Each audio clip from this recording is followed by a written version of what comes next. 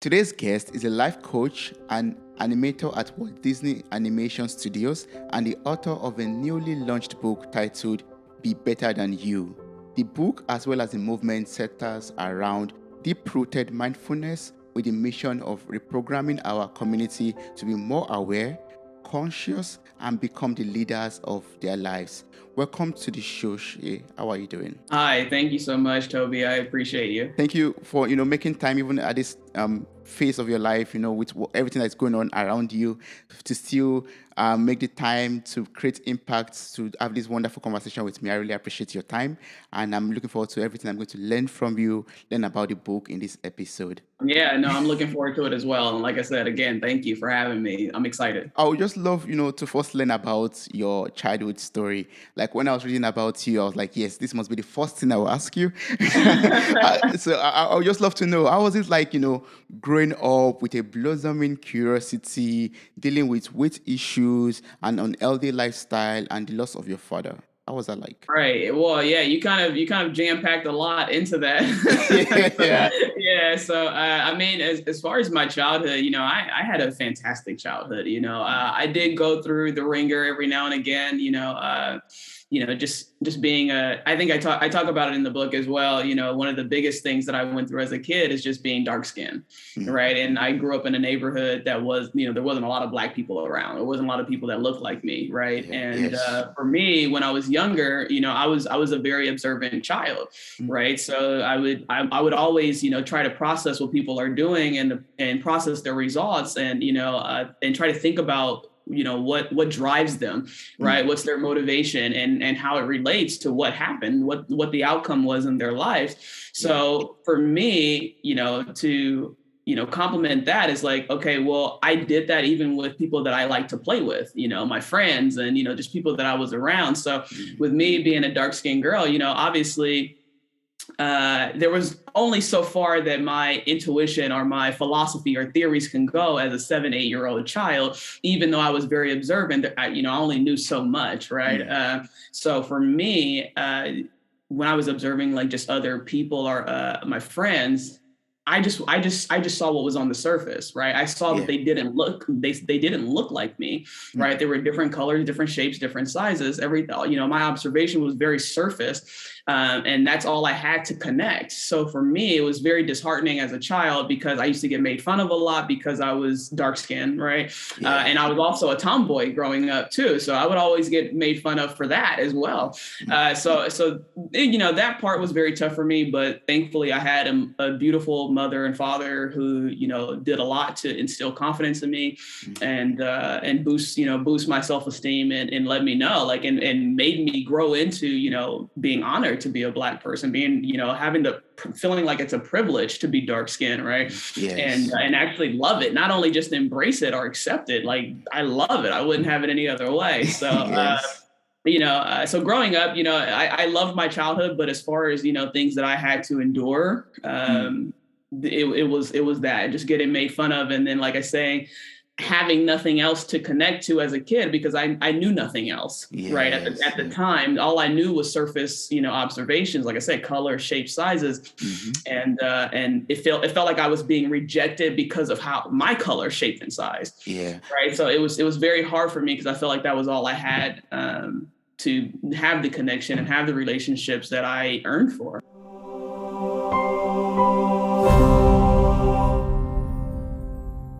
How are you able to deal with this, difference in society? Like, you being unique in that way and that space. How are you able to deal with, just being a dark-skinned girl in a white community, for example? Yeah, I think it was just that. Other than that, like I don't think I ever felt that like my actual friends, right? Because my actual friends when growing up, they were white, right, or they were Latina, right, and so.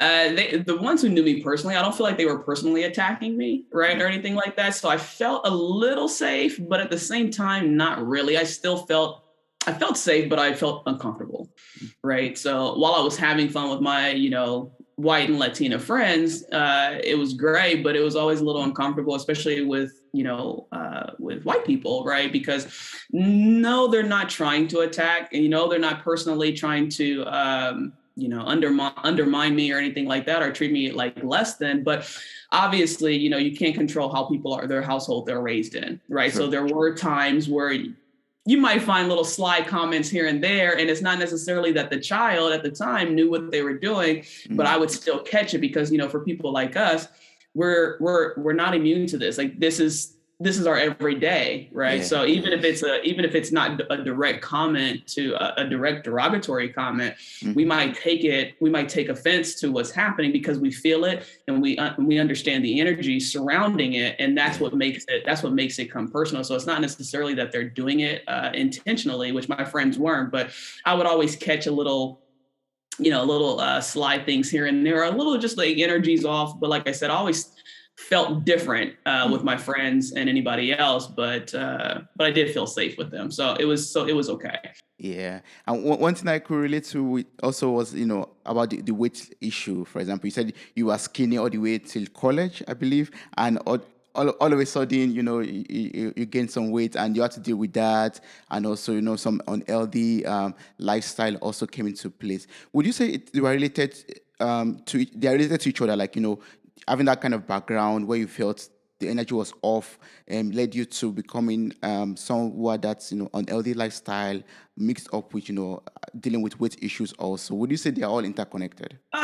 No, I wouldn't say they're connected. I mean, like I said, for me, my mother and father did a great job as when I was a kid to kind of satisfy or make me content with what I was putting up with as a child. Like, so when it comes to, being offended or being attacked for, or feeling differentiated, right. Or experiencing derogatory phrases or actions or behavior, they did a good job kind of, like I said, instilling that confidence in me to where I didn't take it personal, where I didn't feel ugly, or I didn't feel less than, or I didn't feel unworthy. Right. They did a really good job kind of capping that as a child. So growing older, like even in my teenage days, I didn't deal with that anymore. Like, obviously I still dealt with it as far as receiving it. Right. We're still receiving it. You and I. That's true. Right. It never stops. But how I handle it and how I manage it, and even how I take advantage of it, it's much different today. As far as bothering me or anything like that, or feeling personally offended or attacked, it's kind of non-existent at this point. So my weight gain and things like that in college, that was just a college thing. That was just kind of living carelessly in high school and college. You're not worried about diet and stuff. Well, back then. People are way more conscious about, people are way more health conscious nowadays than they were back then. So that's all that was. In college, it's stressful, right? I went to a very competitive college, and, it induced a lot of stress because, I wanted to be good, right? I wanted to be the best, I had dreams, I had admiration, and with that, I knew that I had to be top tier to get to where I wanted to go in life. So that's what induced, the smoking and the unhealthiness and the weight gain and stuff like that. And it sent me down a horrible path internally, right? But unfortunately, at the time, I felt like that's what I needed to make it through. I probably didn't, but that is the result of the process, unfortunately. Yeah, well, it's so awesome that you bounce back and you are who you are today. You are a life coach. You are an animator at Walt Disney, and also now you have this lovely book that we're going to talk about right now. Also, that's so beautiful. Yeah. It gives like hope to people out there who think, there's nothing up, or there's nothing else for them in life after they've gone down that that spiral road. Like some people might think, because I'm a smoker or a chain smoker, or I'm addicted to drugs, I can't make anything meaningful out of my life. But that's not true. Right. Yeah. Absolutely not true. Right. So I tell people all the time, it's not necessarily the mistake. It's what you do after the mistake. Right. How do you follow up with that? There's always a chance to course correct yourself. There's always a chance to course correct your life. You're not locked down into your past. You're not locked down into what you've done, even if it was 2 seconds ago. What matters is how you recover. Right. So that's a lot behind Be Better Than You as well. It's like, okay, how do we continue to get better? Forget what happened in the past. You can can use that as a resource if you need to, right? If it relates to what's happening and what you want to happen in the future. But the reality is we're just trying to figure out how to get better every day in every way. Right. In the most obsessive way, so if you have that lifestyle and that mindset and that drive, you can't get held back. Right. So you can't you wouldn't be able to do it if you try. True. To let your past hold you down, or to let, like I said, being a chain smoker or being unhealthy or being overweight or whatever the case is, or being made fun of or feeling attacked. It's you who makes the decision to get locked down by that. It's not society. That's right. True. Society is here. Society is part of our environment, but our lives is internal. Right. So whatever happens and how we decide to move, everything outside, when we close our eyes, this is life. Once we close our eyes, right? Our life is happening internally, right? Everything outside of that, once you open your eyes, it's just an accessory to your life. Right. And you get to decide how you want to accessorize. Right. That's true. Right. Just like you do jewelry and things like that. You get to decide what clothes you want to wear and how you want to wear it, what makes you feel good. And you don't wear what doesn't make you feel good. Our environment is the same way. We need to understand how to utilize it. This is not what brings us down. Right. We make the decision that we allow it to bring us down. And then that's how we start to lose power within our own lives.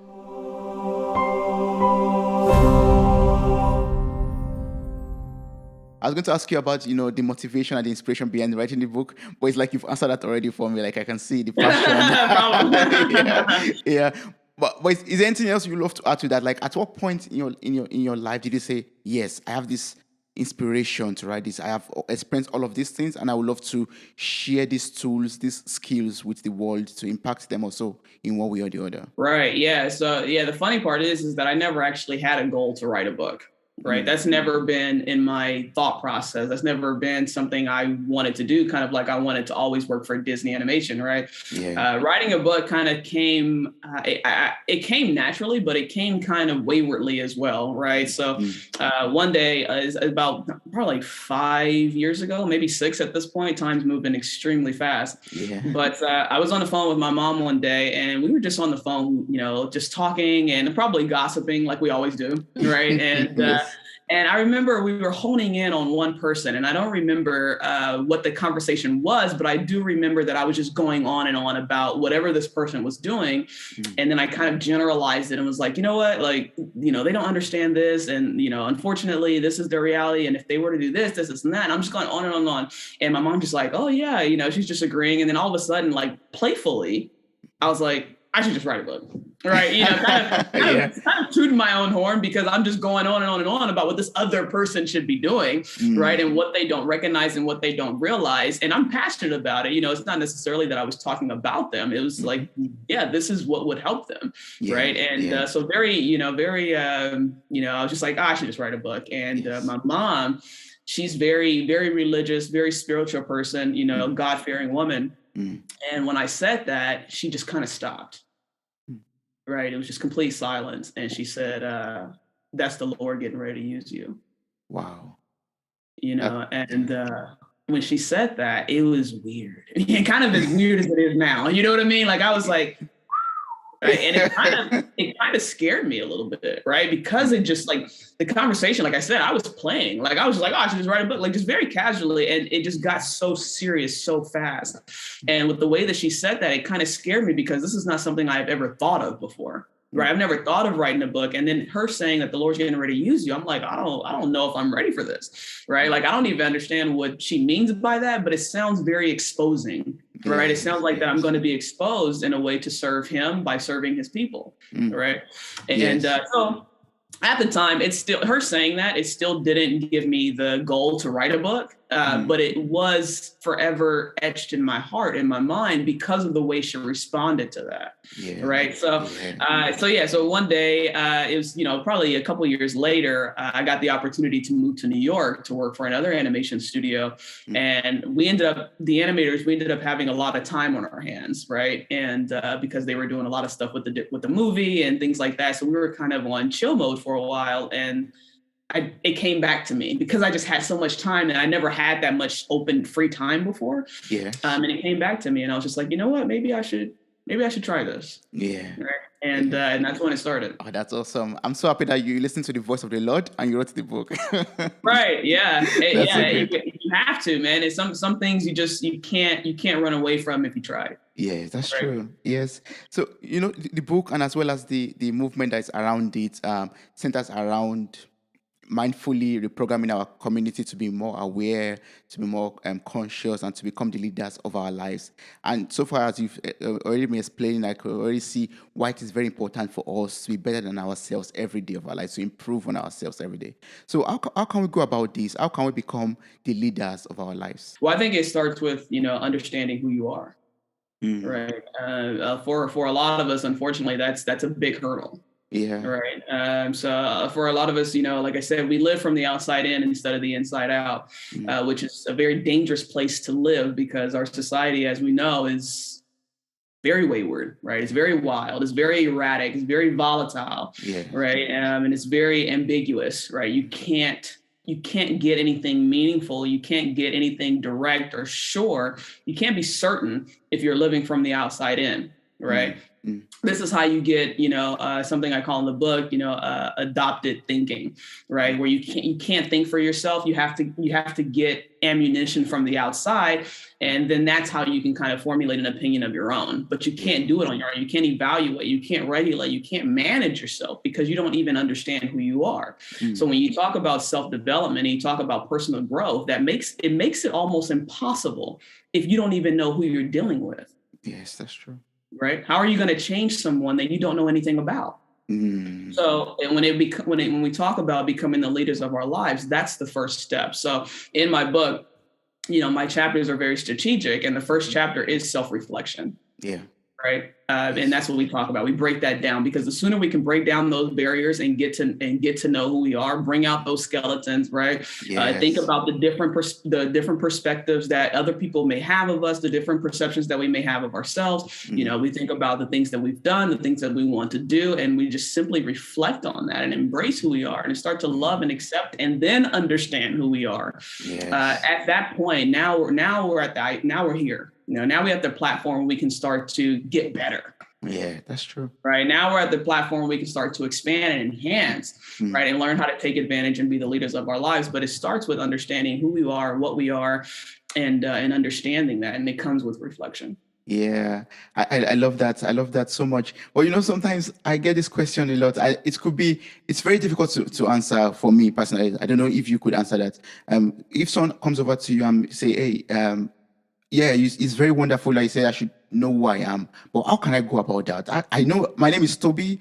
I wake up every morning. I go to my job. I do this. I feed. I provide for my family, and I go to bed at night and repeat the same thing every day. Yeah, I believe that's who I am. So when you say discover who you truly are, what else am I to discover? Right. Yeah. Well, I think it's more so what the eyes can't see. Mm. Right. I think it's more so discovering the things that are intangible that you can't describe, right? So for me, the greatest part of me, you'll never be able to see it. That's true. Right? It's internal. It's energy, right? Everything is energy. So when you talk about your name is Toby and my name is Shay, well, how many people do you think is named Shay and Toby? A lot, millions. A lot. A lot, right? So what does that tell anybody about you? It tells you nothing. Nothing. It tells them nothing. It tells you nothing, right? You talk about, I'm from California. I like pizza. I eat pizza every night. I meditate every night. Okay, well, there's a lot of people who do that. That's very basic information. And if that's all you know about yourself, of course, I can imagine, I can bet money that your life is difficult. Yeah. There's a struggle. And it might not be difficult as far as you can have the richest people in the world and they're not happy. Yeah. Right. Right. So it's but your life is a struggle internally, if that's all you know. So when you talk about, how do I get to this point where I can understand who I truly am? Like I said, it comes with self-reflection, and in reflection, there comes awareness, right? Like I said, there comes truth. And I mean, like the real truth, right? Yeah. Answering questions about yourself. One of the biggest things for me is I interrogate everything that I do. Right. Everything that I do, everything that I feel, I'm like, why? I question it. Why do you feel that way, Shay? And this happens even if I'm feeling embarrassed and if I'm feeling stupid, right? Because people don't like to feel stupid. And when they feel stupid, they just kind of brush it under the rug and they do whatever they can to falsify the situation or the reality in a way and try to spin it in a way that they can go to sleep at night. And a satisfying way that they can go to sleep at night and feel good about themselves and reassure themselves that they are who they say they are. They are who they think like they're trying to sell themselves as who they are.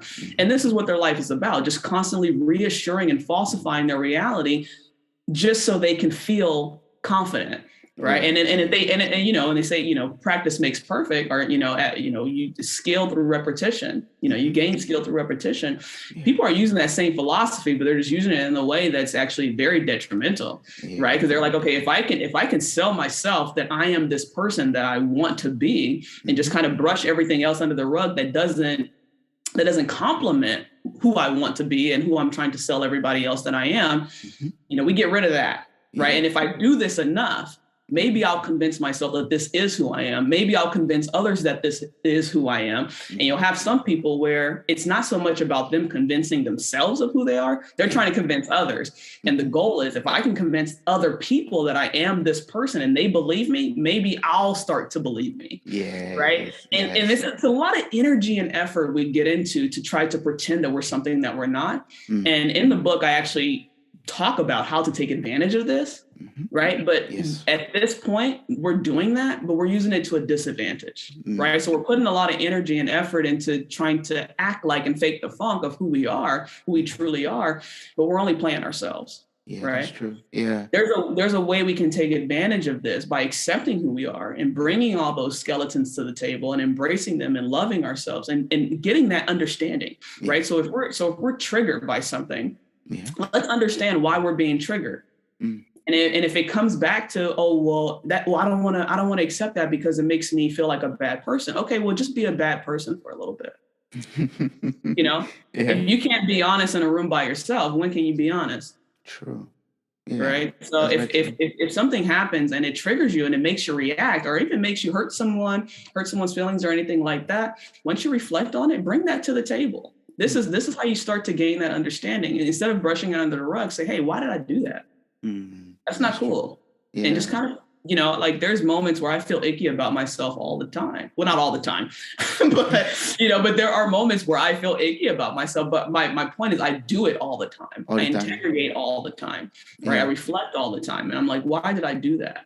Right. Yeah. If I have that understanding, I can kind of read the tea leaves in the future. I can catch myself. I'm more aware. I have a broader perspective within myself, right?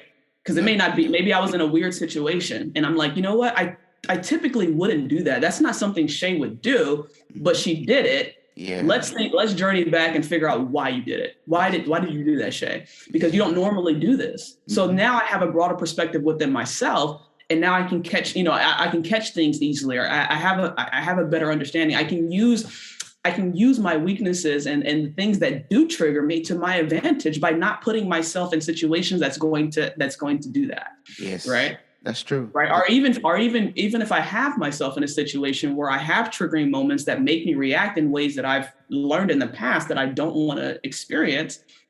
Once I feel it, if I have an understanding of that, and I am put in a situation in the future where I feel that trigger coming. I can feel that energy. I can feel the tension rising where I might be triggered.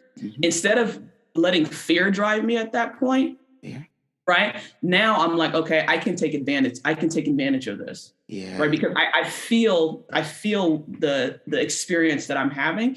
Okay, how can I utilize this? Right. And that's your choice at that point. Do you leave? Right. Or is it someone, is it someone intentionally trying to trigger you? At that point, you can read the situation much more clear. Yes. Instead of just reacting out of fear when you have that understanding. And this is where the power comes into play. Right. So this is just understanding within yourself. So imagine if you have all that understanding in every situation that you walk into, you can actually create a level of dominance. Even if you don't understand, even if you walk into a space that you don't know anything about, you can create a level of dominance if you have that understanding within yourself because you can read clearly. Yes. You don't have a habit of brushing things under the rug. You have a habit of reflecting and bringing shit up, right? Yeah. So now when you have that understanding, now we're talking about the outside world. So now this is where you become insanely powerful, right? Because you're already you're locked in here within yourself, right? You have that understanding within yourself. So now when it comes to the outside world, we get into the situation of you've seen one toilet, you've seen them all. You know, that concept is like, oh, there's no reason to look at my bathroom. You've seen one bathroom, you've seen them all. Okay. So when you have that understanding of yourself, you're going to have that understanding of everything and everyone around you, because the reality is we all like to think that we're different, but we're not different. We're all the same. We just express ourselves differently. Yeah, that's true. Right. Yeah, that's very true. We all have the same 24 hours in a day. We just operate differently in those 24 hours. Of course. That's very true. There's nothing different. We're all human beings. We just express ourselves differently. So once you can understand that, you're like, okay, because it's just a matter of perspective at that point, right? Yes, of course. Like, it's like, so I said, I see what you're doing, but you're just doing it a different way. Yes. Right. Yes. So you go to the gym at 2, I go to the gym at 4. Right. You're working on your arms today. I'm working on my legs today. Yes. Okay. We're both working out, but we're just doing 2 different things at a certain time. So if you have that understanding within yourself, once it gets to the outside world and people and your interactions and the things that you want to do, your career aspirations or anything like that, you're going to find ways. And there's not one answer. There's a bunch of answers. Yeah. I love that. Yeah. That's so awesome. Right. Yeah. So it's like, and that, like I said, that's how you kind of get to the point where you can get anything that you want in life, because there's not just one way to do anything. So you're never going to get stopped. You know, we journey back to what we said before. It's like, you know, mistakes and, you know, being made fun of or whatever the case is and being unhealthy. It's like, once you gain that understanding of who you are, that's your power, because now at that point, like I said, nothing can stop you. If you are a professional looking at the European startup scene, Germany is a place you cannot miss. Fortunately for you, there is startuprad.io, the authority on German startups. This English-only podcast brings you fresh interviews each week. Most likely, you have never heard or read anything on these startups before in English, but you will in the future. Be ahead of the curve and subscribe to startuprad.io podcast, or check for the startuprad.io internet radio station. Check your Alexa for the startuprad.io skill as well.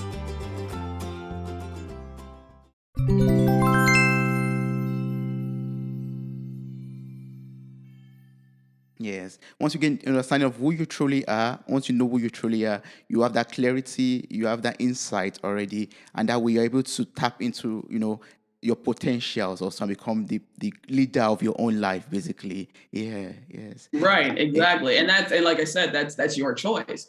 Right. So a lot of people, unfortunately, you know, we're looking for an answer outside of ourselves. True. Right. Especially when you get into the topic of passion and purpose. Right. What's my passion? What's my purpose? You know, and people are looking at the outside for those answers. Yeah. You know, there's a phrase in my book from Viktor Frankl, and in Man's Search for Meaning, which is an excellent book, and he says it's kind of like, you know, he's like, you wouldn't ask a chess player what's the best move to make, because it depends. Yeah, right. When you play chess, I can't tell you the perfect way to go about it. No. Because it depends on what the other person does. Of course. Right. So, you know, like I said, unfortunately, a lot of people, when it comes to passion and purpose, or just how to be successful internally or externally, personally or professionally, they're looking for an answer. They're looking for one answer. They're looking for steps. Right. Yes. And I can't give you that. That comes through exploration. Right now, I can guide you through exploration, and that's where coaching comes into play. Yeah. But as far as finding the answer, there is not one answer. There's a bunch of answers. Yes. And it depends on what life gives you, right? It depends on your circumstance, right? It depends on how you were raised. It depends on your triggers. It depends on your level of understanding, right? It depends on your beliefs and how open you are, right? True. Right. So that's that, and that's the fun part. Yeah, that's a lovely. You answered a question that I was asking myself before we started this conversation. Like, I was going through your website. I'm going to place a link in the show notes of this episode for everyone who's interested to click on the link to order your book on Amazon also, and also go through your website, basically, because it's filled with a lot of wonderful information that could bless one's life, basically. You know, on your website, you wrote, what if you already had everything you needed to take your life to the next level? And I was like, what if I had everything? What is everything I need? But now from your answer, from what you've been saying so far, I've been able to have an insight to that. Yes, I have everything I actually need to become a better person, to get to the next level, to get my full potential out of life, or to unlock my full potential. When I can, explore, ask myself, why did I do this? Go through the mistakes that I've gone through in the past and know why I did that, and self-reflect also. That's so wonderful. Yeah. Yes. Yeah. And it's interesting because like I repeat myself over and over and over when it comes to self-reflection. I'm like, you got to reflect, self-awareness, all that kind of stuff. Anything, right? It comes from reflection. Yes. Right. And it comes from having an open mind and being accepting, right? Because you are who you are. So any effort or energy that you're putting outside of that is a waste of time. True. That's true. You are who you are. Right. And if you have a problem with that, you're going to have problems in your life, period. Yeah. You're not going to be able to run away from it. Maybe you'll change the narrative. Maybe you'll change the scenery, but you're not going to run away from the struggle that you're experiencing internally. That's true. Yes. So accepting who you are is more than dismissing parts of yourself, right? Because we can say, oh, I'm a liar. I accept that. Okay, well, do you accept the consequences that come with you being a liar? Right? Because you can say, I accept myself. I'm a liar. I accept that.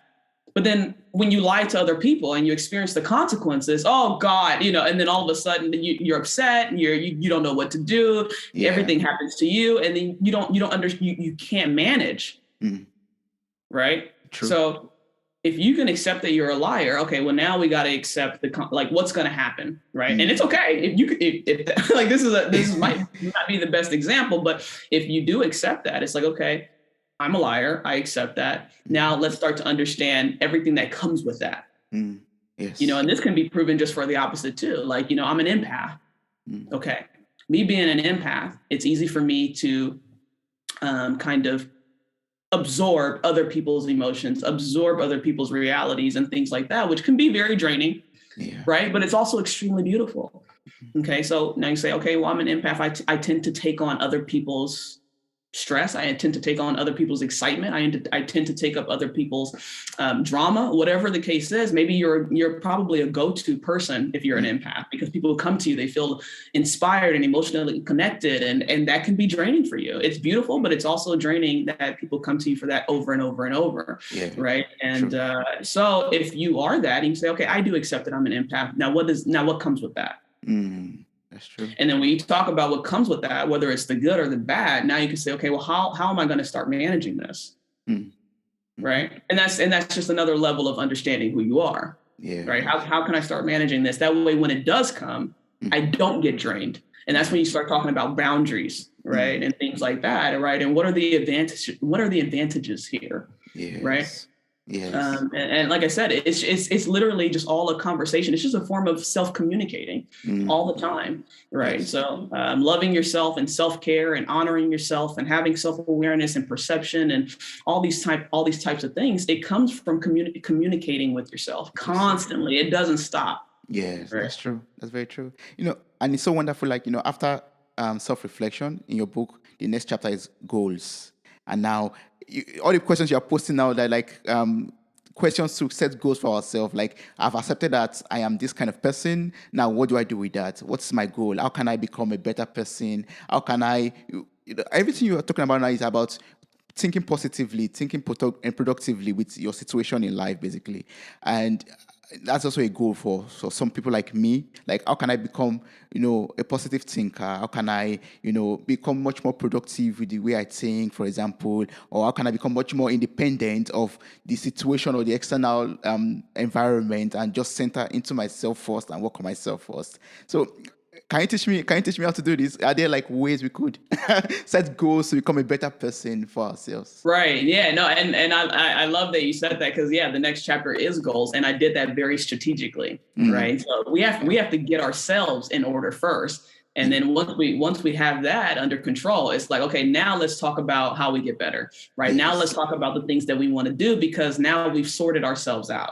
Right. We have a deep understanding. At least we started. At least we opened the door. Yes. To that, right? Yes. So now let's get into what we wanted, the things that we want to do in life. So when it comes to goals, like that's exactly it. Everything that's in that chapter is just about, deep rooted goal setting. Mm-hmm. Right. And Yes. and the challenges that come behind setting goals too. Right. Yeah. I think a lot of us think that once we set goals, I mean, we talk about motivation, and I talk about this in the book too, right? And I've talked about on Instagram. It's something that's just kind of my philosophy, is that I don't believe in motivation, right? I don't use motivation to get me anywhere. I don't think it's a catalyst to success or anything. I don't even think it's a catalyst to failure, right? Some people think like, oh, I lost motivation, so that's why I failed. No, motivation is not why you failed. Why did you fail? And it won't be the reason you succeed, because motivation is an emotion. Right. And you feel it just like you feel anything else. Right. One second you're happy, the next second you're sad. One second you're motivated, the next second you're not, because emotions are dependent on circumstance, and your success can't be dependent on circumstance, because circumstances are going to change all the time. Right. Yes. There could be a death in the family. There could be COVID. There could be, you get laid off, or whatever the case may be. Maybe you're going to have a child or something like that. Circumstances change all the time. And if you want to be successful, and if you have a goal in mind, you can't depend on motivation, right? You're not going to have it all the time. Motivation is a bonus. So one thing for me that I talk about in the book quite a bit is drive. That's what you need. You need drive. You need something that's just going to push you into a wall no matter what, right? Yeah. You want to, like, when you make a goal, like it's not just about, okay, this is just what I want to do, and it's impulsive, right? You want to make sure that you understand why you want that, right? And then you want to go through the layers of why you want that, so much until you start to get emotionally involved in what this goal is. Yeah. Like I said, to the point where it makes you want to run through a freaking brick wall after you figure that out, right? And then once you figure that out of why you want what you want, then you start to create drive. And this is how you become unstoppable, because what's gonna happen when you set a goal, the moment you set a goal, life's coming to smack you right in the face. You better believe it. They're magnets to each other, right? You can't have a goal without an obstacle. Okay. So and this is why you can't depend on motivation, because as soon as you set that goal, life's going to take, and I've said it in the book, so many different areas of my life has taken me by the ankles and slammed me into the ground a million times. Right. And I had to take that beating, but no matter what, I still moved. Right. So one thing, a lot of, like you said, a lot of people, when they set goals, it's very easy for them to come to a standstill. Or even quit or fail because of things that they've done in the past, or a mistake that they've made. They let that halt them. Yeah. Right. Yes. And the situation is, when you do set a goal, like I said, obstacles are going to come, and that's okay.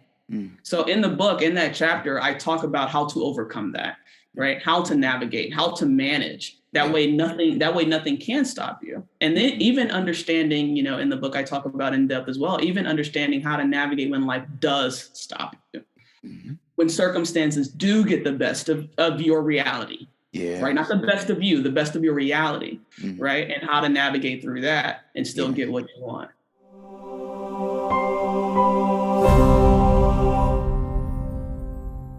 Can you, teach me briefly about, distractions and pressure?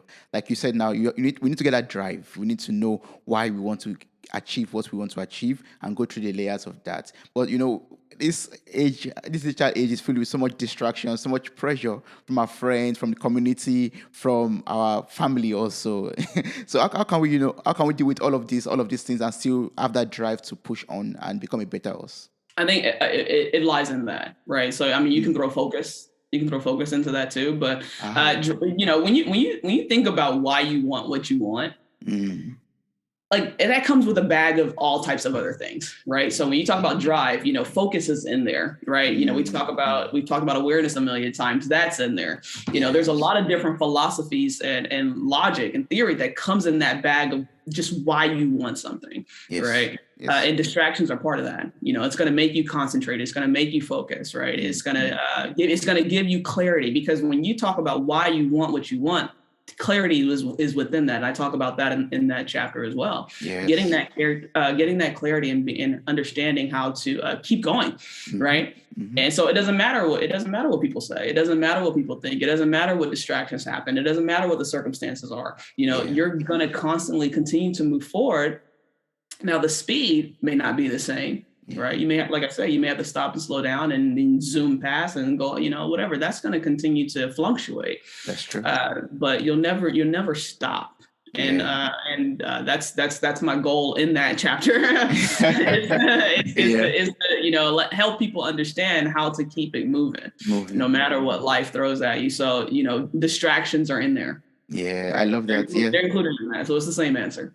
That's good. That's good. And now we're working on ourselves. We have our goals. We have the drive. We are focused. We are moving forward. But in life, normally we always compete with other people. But now we know better than that. We know that we have to compete with ourselves, become better versions of ourselves every day. So how do we raise the competition within us? How do we raise the competition for ourselves? Right. Yeah. No, that's great. So like I said, for me, I'm very obsessive. Right. So when I love a challenge too. Right. So I love challenging myself and I'm a big believer of, just evolving, just constantly evolving. Right. I think for many of us, I don't want to speak for everyone, but for many of us, we do one thing, we do it well, or maybe we don't even do it well. We just do one thing and we continue to do that for the rest of our lives. Yeah. Right. And this goes even with relationships. It goes professionally, personally, in any facet of life. You can even talk about marriage, right? Your first girlfriend turns out to be your wife, right? And you marry her just because you thought that was the thing to do. That's the typical American way. And maybe you don't have a happy marriage, but you just stick it out and you work through it because of the kids, because you feel like you have to, and that's it. Yeah. That's not the case, right? You don't have to, right? There are options. And same professionally.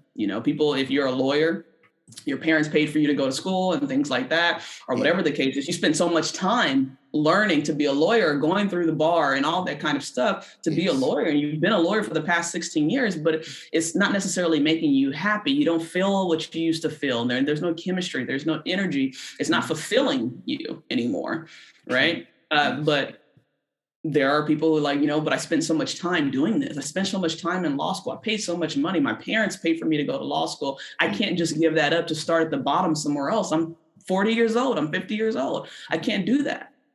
Again, like we talked about in the beginning, that's you who makes that decision. True. Yes. That you can't do that. Right. Yeah, you're right. Because you can. Right. So when it comes to, being better than ourselves, it's like, for me, I push myself all the time to evolve. Right. I'm open to evolve, to evolve. Yeah. Right. So I've always been an animator. I've been an animator my whole life. Right. And now I'm doing Be Better Than You. Yes. Right. That's taking my focus now, because for me, it's like, okay, well, I've done that. I've mastered that. And anybody can use this for any level of their life, no matter what it is, right? It can be something completely internal, right? Okay, I've mastered confidence. Now what, right? And so for me, it's like I've always wanted to be an animator, and now I am. Okay, so now my question to myself is, what's next? And that's where we get into this: raise the level of competition within yourself. Yes. What comes next? Yes. How are we going to get better how can we get better than this? Right? And it can be scary, but it's also exciting, right? And it's scary because, like I said, you have people who've been lawyers their whole life or been married their whole life, and they think about, what if I wasn't, right? I'll be starting at the bottom. Oh, I'm single. I'm 50 years old. I can't be single. I don't know what to do, right? And that reality is scary. Yeah, that's and produces a lot of fear, and this is what makes you settle, right? But for me, it's like when you talk about raising the level of competition within yourself, like that's it. What's next? How could I do this? Oh, I don't know anything about that. Okay, well, I want to go check it out. Right? Yeah, the more, and it's so funny because people who know me, they know that I always have a lot of things going on. Right. Because I get bored probably, maybe that's it, because I do love a challenge. Right. So if there's something I don't know anything about, that's what draws me to it. I want to figure it out. Right. If that means me starting at the bottom, okay, well, that's just what it means. Okay. That's exciting. Okay. Because once I'm starting at the bottom, now the challenge is the competition part of it. How do I get to the top? What's the next step? Yeah. What's next step? And you're just constantly asking what's next. Right. And that gets exciting. So we talk about people who want to make moves in their lives, right? Who want to go to that next level, but they're afraid of the uncertainty that comes with it, right? Yeah. So if we replace, and this is what I embody in my own life, is replace that fear with curiosity. Instead of, I don't know what's going to happen over there. If I take this next step forward, I don't know what's going to happen. Instead of letting that induce fear, get curious about it. What is over there? Right? Or even get nosy about it if that's better. Because, there's a lot of nosy people in the world, right? Like, what's going on over there? Like, what's going on? We're always worried about what's going on in somebody else's life and things like that, right? Sure, okay, well, take that same nosiness, take that same curiosity and apply it to your own life and your own admiration. Instead of letting that induce fear, right? Because you're always worried about what's going on in somebody else's life, even celebrities. We always want to know what's going on in their life. We're following their Instagram. We're talking about what they should do and what they shouldn't do and what's going to happen. And we can do that with other people. We can project and predict with other people and have that confidence of what other people should do. But when it comes to us, we're like, we retract. True. Right? Yes, and we're fearful, but we're doing the same thing, but we're not using it to our advantage.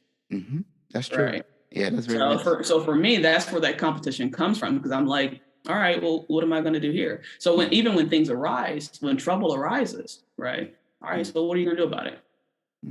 Right? Yes. So it's never too it's that level of questioning. Yes, I love that. Yeah, it's never too late for us to change the course of our lives, to take a new path, to take on a new adventure. Basically, it's never too late. Yeah, and it's fun. You know what I mean? So for me, it's tough when I'm around people who are just very complacent, right? So it's one thing to be satisfied. It's one thing to be fulfilled and content with what's going on. But, you always want to have something to something that's pulling you, right? Something that's interesting. Even you talk about marriage and keeping the spark alive. You got to do that with your own life too, right? Because complacency can come with self-loathing, right? If you got too much time to think, you got too much time to just, you're just living the norm. Every day it's the same monotonous stuff. You're living the factory life, right? Yeah. Same thing over and over and over again. I talk about that in the book as well. It's like you start to die inside a little bit. That's true. Right. And then you get to a point where you continuously, like we talk, repetition is the mother of skill and practice makes perfect. Yeah. The more you do this, the more you live in that lifestyle of complacency. Like I said, you do it over and over again. You're doing the same thing over and over again. You're going to start to experience other things, right? You're going to start to go down that tunnel. And that tunnel can be a tunnel of despair or a tunnel of inspiration, right? That's up to you. So it's like, okay, well, if we're just living in this same life and we're just doing very monotonous stuff, we start to get depressed. Like I said, we start to question ourselves. Like, what are we doing, right? We have too much time to think. And this is how we get into this weird spiral of iteration and frustration, right? And we start to disintegrate internally. And we literally start to disintegrate, right? And that's how we even get sick, right? We start to get sick. Our body starts to just get really uneasy, right? And we can do that. We can do the same thing by just having that spark always, right? Like having a healthy dissatisfaction with what's going on in your life. Yes, that's right. It doesn't mean that you're ungrateful. It's just like, hey, okay, I've wanted to be an animator since I was 7 years old. I've done that. That doesn't mean I need to keep doing it. Now that I'm at Disney, that doesn't necessarily mean I need to be at Disney for the rest of my life.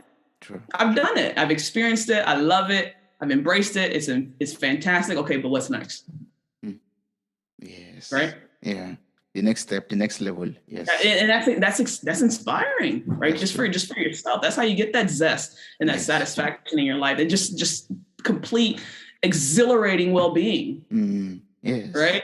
Yes. And people tell me like, oh, you always have so much stuff going on, because I'm excited all the time. I'm excited about my life, right? I'm excited about what I can do. Like you talk about like your potential. I won't know unless I try. Of course. Right. Of course. And like I said, and I'm curious about it. I'm nosy, right? I want to know. I want to figure it out. Yes. Right. And I'm having fun doing that. So, I talk about in my book where fear was actually a big part of my life, where fear has paralyzed me. Right.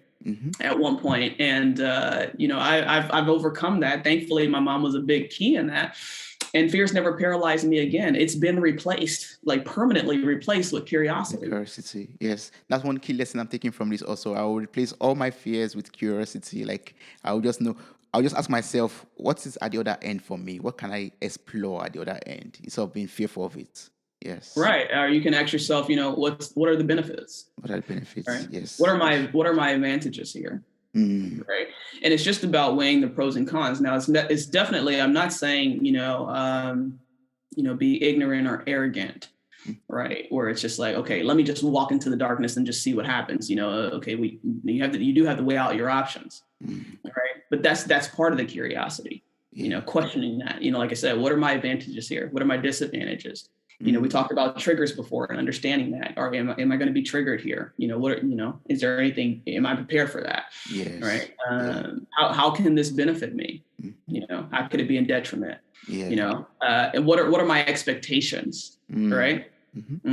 Right. So, and just kind of figuring, and one thing I always say, is kind of my catchphrase is consider all things. So if you read the book and you'll see that we talk about a lot of different aspects of who you are, what you are, and all those kinds of things. We talk about the subconscious and how to be proactive and things like that. Yes. By the time you're done with the book, you're going to understand how to navigate and have different sorts of perspective. Right. When you walk into places like that, you'll understand how to replace that fear with curiosity in a way that doesn't make you ignorant when you walk in, or doesn't make you, I'm just going to say it's stupid, walking into places, just very stupidly, right? Like, oh, I got this, just kind of overconfident for no reason, just very arrogant, right? There is a process, and, you'll read that book and you'll understand what that process is. It's going to take longer to explain it here in this podcast. Of course. Yes. I encourage everyone to get the book and, read through the process. It's so wonderful. You start with like story time, then you dive into self-reflection and goals and personal finance. Then it goes all the way down. I love that. So I encourage everyone to pick up the book and read it. It's available on Amazon, and I'll place the link to your website in the show notes of this episode. But if there's someone out there who still want to ask you questions, who want to connect with you personally to maybe, ask some questions that we're not able to cover during this conversation, what's the best way to connect and work with you? For sure. You can reach me at Instagram. What am I even saying? I was gonna say my website, but maybe I should say my. All right, so no, you can reach me on Instagram at shaystone.s and www.bebetterthanyou.com. Awesome. Great. So it's going to also be available in the show notes of this episode. So you just have to copy the link or click on the link and get across to Shay on Instagram or on the website. There's a contact form too on the website. You could just fill up and get across to Shay. For sure. Yes. Awesome. And if you're interested in life coaching and things like that, that's on the website as well. So. Yes. Thank you so much, Shay. I really appreciate everything you taught me in this episode. I learned a lot from you, from your story, and about, replacing fear with curiosity. That was like an eye point for me also. And also being very, very productive with the way I think, with the way I see situations and circumstances in life. Thank you so much. Yeah, no, thank you so much. This has been fantastic, man. Yeah. Awesome. Wow. You made it to the very end of this episode. Thank you so much for listening. I'm grateful for your time, your love, and your contributions. Subscribe, like, review, and share this podcast. God bless you. Bye.